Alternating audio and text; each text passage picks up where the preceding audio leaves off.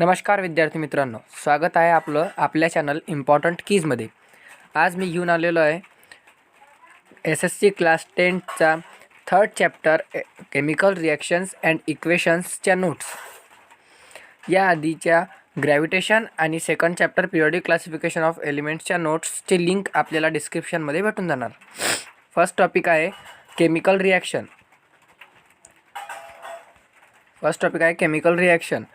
Chemical रिॲक्शनमध्ये आपण physical चेंजची डेफिनेशन जी इथे दिलेली आहे, देन केमिकल चेंजची डेफिनेशन, देन केमिकल रिॲक्शनची डेफिनेशन दिलेली आहे.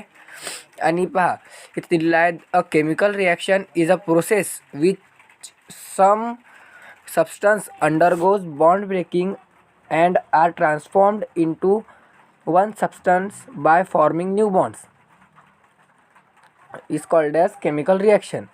Then substance are taking part in chemical reaction, it is called as reactant. हा मुद्दा महत्त्वाचा आहे. रिॲक्टंट आणि प्रोडक्ट यातील फरक आपल्याला कळायला हवा. Are called as reactant whereas the substance formed as a result of chemical reaction by forming of new bonds are called products. इथं एक्झाम्पल दिलेलं आहे. रिॲक्टंट म्हणजे जिथं या एक्झाम्पलची इक्वेशन मी इथं खाली लिहून दिलेली आहे तुम्हाला रेड अक्षरात. त्यात C+O2 is equal to CO2 म्हणजे C+O2 हे रिॲक्टंट आहेत आणि त्यांचं रिझल्ट जे मिळालेलं आहे C2 ते प्रोडक्ट आहे. खूप सोपी कन्सेप्ट आहे, लक्षात घ्या आपण. Then chemical equation, writing a chemical इक्वेशनचे 6 पॉईंट्स आहेत. 6 पॉईंट्स आपण लक्षात ठेवावे.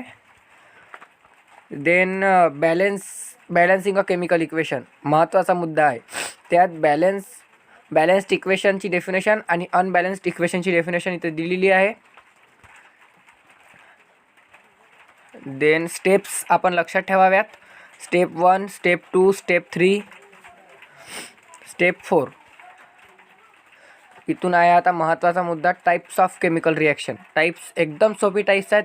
डेफिनेशन्स पण अंडरलाईन करून दिलेले आहेत आणि डेफिनेशन्ससोबत आपण एक एक्झाम्पल त्यांचं घेणंच कंपल्सरी आहे.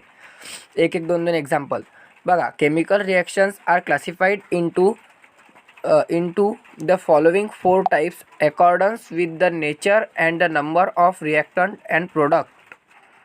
काय नाही, मुद्दा लक्षात घ्या. फक्त केमिकल रिॲक्शनचे 4 मेन टाईप्स आहेत अकॉर्डन्स टू द नेचर, त्यांच्या नेचरवरून आणि त्यांच्या रिॲक्टंट आणि प्रोडक्टच्या संख्येवरून. फर्स्ट आहे कॉम्बिनेशन रिॲक्शन. कॉम्बिनेशन रिॲक्शनचं एक्झाम्पल्स आहेत तिथं दिलेले, activity 1, activity 2, activity 3. Then combination रिॲक्शनची डेफिनेशन दिलेली आहे, when 2 or more reactant combine in a reaction to form a single product is called as combination reaction. सोबत पाठ करत चला, सोपी डेफिनेशन आहे. देन डिकम्पोजिशन रिॲक्शनची डेफिनेशन दिलेली आहे, एक्झाम्पल दिलेलं आहे इथं. देन सेकंड एक्झाम्पल इथं दिलेलं आहे. देन त्याची डेफिनेशन आहे, the chemical reaction in which 2 or more product form from a single reactant is called as decomposition reaction. बघा इथं हे कॉम्बिनेशन रिॲक्शनचं अपोजिट आहे. Then displacement reaction, the reaction in which the place of ion of a less reactive element in a compound is taken by another more reactive element by formation of its own ion is called as displacement reaction. खूप सोपी definition आहे. त्यानंतर त्याचे examples दिलेले आहेत आणि feel करायचे आहेत आपल्याला. Then double displacement reaction, the reaction in which ions in a reactant are exchange to form a precipitate are called double displacement reactions. Then endothermic exothermic प्रोसेसच्या डेफिनेशन्स शॉर्टली अंडरलाईन केलेले आहेत. Heat from outside is absorbed during some physical changes is called as endothermic process. Heat is given away during some physical changes is called as exothermic process. Then endothermic exothermic reactions आहेत, यात confuse व्हायचं नाही. Endothermic म्हणजे during endothermic reaction heat is given away. आणि एक्झोथर्मिकमध्ये absorb केली जाते. दोन्ही याचे एक्झाम्पल्स दिलेले आहेत, लक्षात ठेवायचे, कंपल्सरी आहेत, लक्षात ठेवणं. देन नेक्स्ट टॉपिक आहे factors affecting the rate of chemical reactions. हे nature of the reactant, size, important point आहेत, लक्षात ठेवा. देन इथं कॅटॅलिस्टची डेफिनेशन दिलेली आहे. The substance in whose presence the rate of a chemical reaction changes without causing any chemical change to it is called as catalyst. Then do you नोमध्ये काही points दिलेले आहेत, लक्षात ठेवायचे आहेत. Then oxidation and reduction. ऑक्सिडेशनमध्ये reaction सोपी आहे, लक्षात ठेवायचे आहे. देन त्याची डेफिनेशन सिम्पली दिलेली आहे. The chemical reaction in which a reactant combines with oxygen और loses hydrogen to form a product is called as oxidation reaction. पहा, खूप सोपी आहे. अशी केमिकल रिॲक्शन ज्यात रिॲक्टंट कंबाईन होतात ऑक्सिजनसोबत और हायड्रोजन लूज करतात. देन इथं ऑक्सिडेशन एजंटची डेफिनेशन आहे, इम्पॉर्टंट डेफिनेशन आहे, लक्षात ठेवा. Then the chemical reaction in which reactant gain hydrogen और लुजेस ऑक्सिजन. ही तर डेफिनेशन सेकंड डेफिनेशन आहे. ऑक्सिडेशन डेफिनेशनच्या अपोजिट डेफिनेशन आहे रिडक्शन डेफिनेशन. इथं रिड्युसिंग एजंटची डेफिनेशन पण दिलेली आहे.